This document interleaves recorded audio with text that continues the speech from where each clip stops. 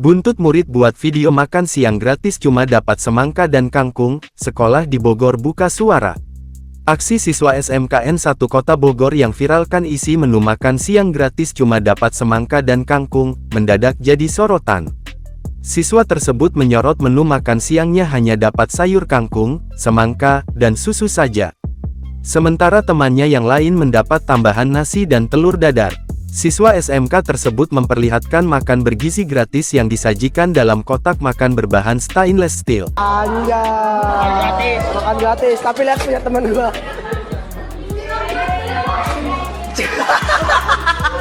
Pihak SMKN 1 Kota Bogor akhirnya memberikan klarifikasi soal program makan siang gratis yang viral di media sosial karena hanya berisi kangkung dan semangka.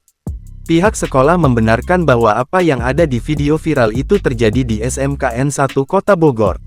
Wakahubinmas SMKN 1 Kota Bogor, Sinta Dewi mengatakan, siswa yang merekam video paket makan siang gratis kangkung dan semangka itu pun sudah dipanggil pihak sekolah.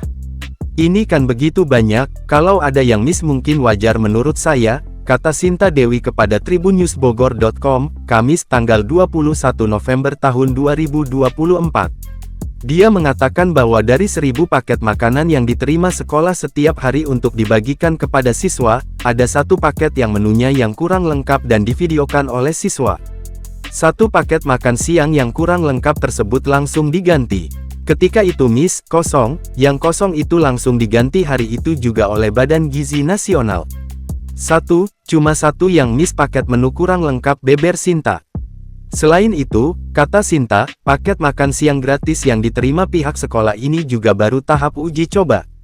Uji coba ini baru dilakukan sejak Senin tanggal 18 November tahun 2024 kemarin, bahkan uji coba ini juga tidak dilakukan di semua sekolah di Kota Bogor.